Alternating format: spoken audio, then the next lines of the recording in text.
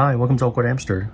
Today we'll be taking a look at this dual dash camera from this company here.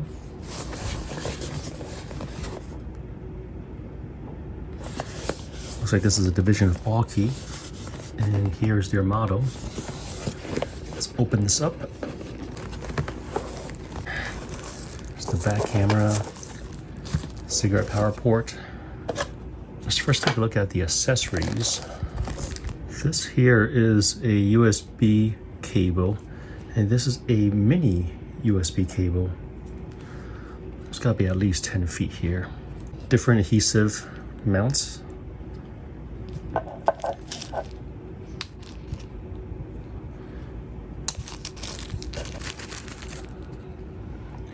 These are more adhesive cable organizers.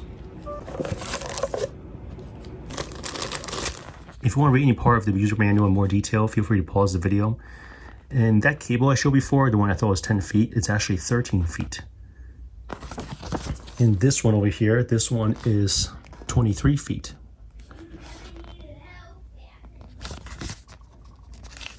Here are the specs for the cameras.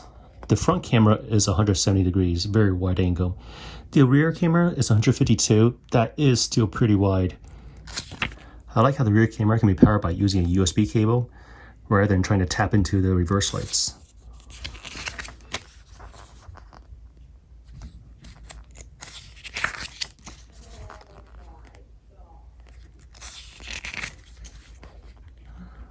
Here's a cigarette power port, very low profile. It outputs at 5 volt, 3.1 amps. So I say that this can not just power the dash cam, but also can charge a smartphone. This is the rear camera. Take off this lens protector cover here. Mini USB output. I can adjust the angle.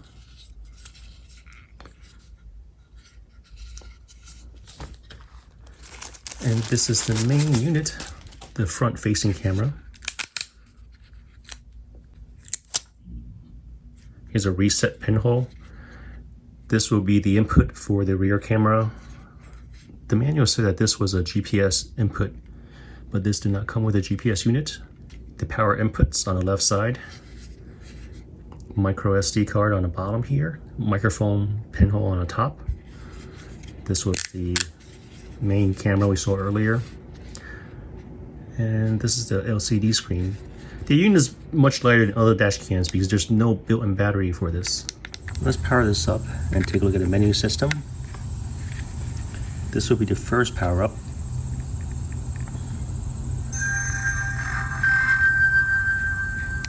Pick English. I'm going to set the date time. I'll set that later.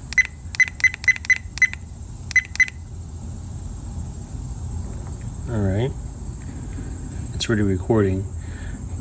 From the LCD screen here, I can see that there's going to be barrel distortion. A lot of times we see barrel distortion when the field of view is over 160.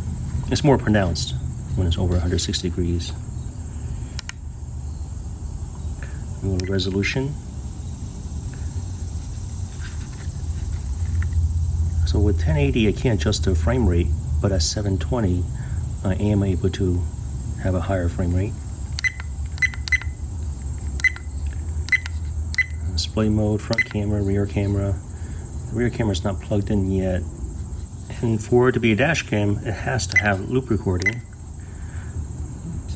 1 minute may be too quick. I'm gonna set mine to 3 minutes, just so there's less of a break. But the highest is 10 minutes. And daytime we saw before, time zone. I can have the date timestamp in my video or not. Sure, have it on. Record audio. This is important for certain states. Beeping sound. I can have it on or off. EV. I can adjust the exposure of it. Frequency. It's better to set to 60 if you live in the US. Speed unit. Yeah, miles per hour. I don't have a GPS dongle, so the speed unit won't really be used. Accelerometer. I think this is like the crash sensor. I'm gonna keep it as low sensitivity. Language, screensaver. So the screen can automatically shut off after 1 minute or 3 minutes, or always have it on. I'm gonna always have it on. Motion detection, no. Detect LED. The detect LED is referring to this one here. Hit OK. I'm gonna set it to off. So now the LED light's off. This LED light in the cabin facing side is still on. Time-lapse recording. Interesting. My format warning.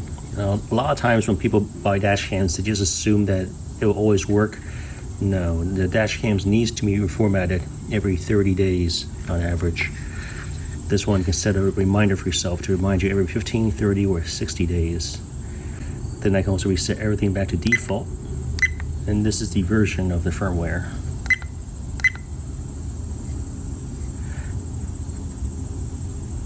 When I want to record something right after an event, I press this here.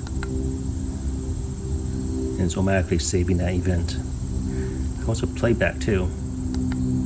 But right now it's still recording that event. But for playback, I'm going to play back the video file. This is the one that was locked. See that lock symbol?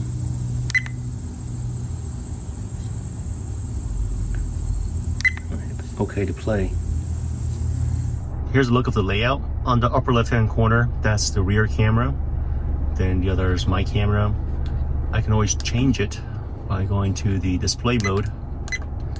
I can have it show just the front camera. Let me show what that looks like. So now this is just the front camera. Let me go change it again. Now it's just the rear camera. The daylight image quality is pretty good. I can clearly see what's in front of me, to the side of me. And for the nighttime image quality, it's okay. It doesn't have any night vision or anything, but I can still at least see what's in front of me. I may not be able to pick out the license plates easily, but the image is not blurry. Installation is very simple.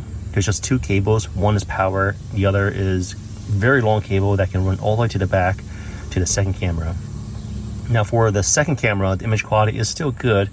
The field of view isn't as wide as the first one. Now this unit was sent to me for review. Overall, I do like it. It's great value for under $100. I'll place a link to this in the description below. If you guys have any questions, comments, suggestions, feel free to contact me. Thanks for watching AwkwardHamster. Bye.